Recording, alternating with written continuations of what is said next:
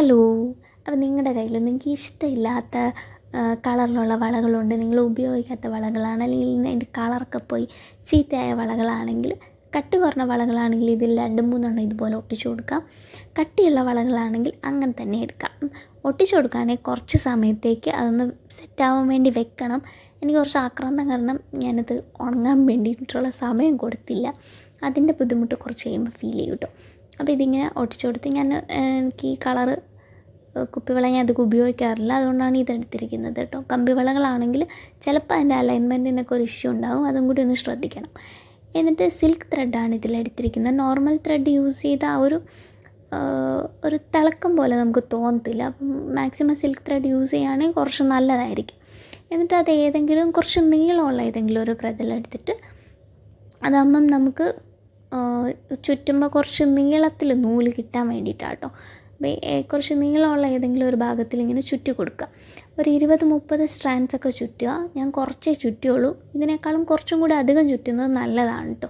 അപ്പം നല്ലൊരു കവറേജ് കിട്ടും. നമ്മളിത് വളയിലേക്ക് ചുറ്റി കൊടുക്കുമ്പോൾ അധികം ഗ്യാപ്പ് വന്നിട്ട് വളയുടെ ഉൾഭാഗം കാണാതിരിക്കാൻ വേണ്ടിയിട്ട് നല്ലതാണ്. എന്നിട്ട് ഇതിലേക്ക് ഇപ്പോൾ ഗ്ലൂ തേച്ച് കൊടുക്കുക. അപ്പോൾ ഗ്ലൂ ഇങ്ങനെ തേച്ച് കൊടുക്കുന്ന സമയത്ത് ഒത്തിരി അങ്ങ് കട്ടിയിൽ ഗ്ലൂ വാരി തേക്കരുത്. അതൊരു വടി പോലെ ആയിക്കഴിഞ്ഞാൽ പിന്നെ ആ നൂല് അതിലേക്ക് ഒട്ടിപ്പിടിക്കില്ല. അപ്പോൾ ഭയങ്കര നൈസായിട്ട് ഗ്ലൂ ഇങ്ങനെ ഒന്ന് തേച്ച് പിടിപ്പിക്കാനേ പാടുള്ളൂ. ജസ്റ്റ് ഒന്ന് തേച്ച് പിടിപ്പിക്കുക. എന്നിട്ട് വളയുടെ ഉള്ളിലേക്ക് ആ ഗ്ലൂ തേച്ചിട്ട് കണ്ടോ ഇതുപോലെ ഒട്ടിച്ചു കൊടുക്കുക. അപ്പോൾ കയ്യിലൊക്കെ ഗമ്മ് പറ്റി പിടിച്ചിരിക്കുകയാണെങ്കിൽ ഇതുപോലെ കയ്യിലേക്ക് വരും. അതുകൊണ്ട് അങ്ങനെ ഗമ്മൊന്നും കയ്യിൽ പറ്റി പിടിക്കാൻ നോക്കുക. എന്നിട്ട് ജസ്റ്റ് എക്സസ് ആയിട്ടുള്ള ഭാഗം ഇങ്ങനെ കട്ട് ചെയ്ത് കളയാം കേട്ടോ. എന്നിട്ട് ആ ഭാഗം നമ്മളൊന്ന് ടൈറ്റ് ചെയ്ത് പിടിച്ചിട്ട് ഒരു റൗണ്ടും കൂടി ചുറ്റി അതിങ്ങനെ കെട്ടിക്കൊടുക്കേണ്ട ആവശ്യമൊന്നുമില്ല. കുറച്ച് കഴിയുമ്പോഴത്തേക്ക് അതങ്ങ് സെറ്റായിക്കോളും. അപ്പം നേരത്തെ ഞാൻ ആക്രാന്തത്തിൽ വള ഉണങ്ങാനുള്ള സമയം കൊടുക്കാത്തത് കൊണ്ട് ചുറ്റാൻ നേരത്ത് കുറച്ച് ഇളകിയൊക്കെ വരുന്നുണ്ട്.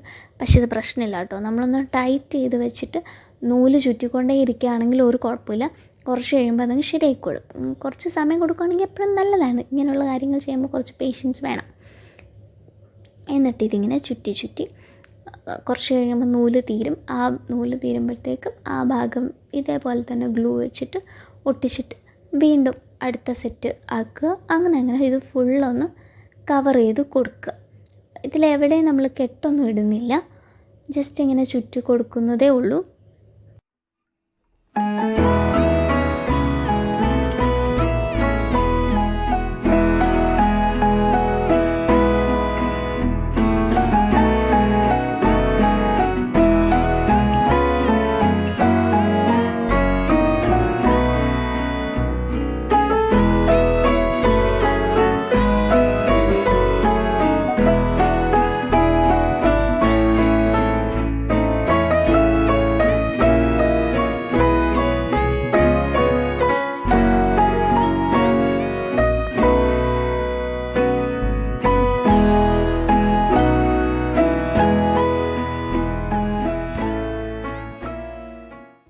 ഇനി നമ്മളിതിലേക്ക് ഗമ്മ ഫുള്ള് നേരത്തെ യൂസ് ചെയ്ത സെയിം ഗമ്മ തന്നെ അത് ഫുള്ള് തേച്ചിട്ട് നമ്മളിതിലേക്ക് സ്റ്റോൺസ് ഒട്ടിച്ചു കൊടുക്കുകയാണ്. അപ്പം സെയിം ത്രെഡിൻ്റെ സെയിം കളറിലുള്ള കുന്തൻ സ്റ്റോൺസാണ് ഒട്ടിച്ചു കൊടുക്കുന്നത്.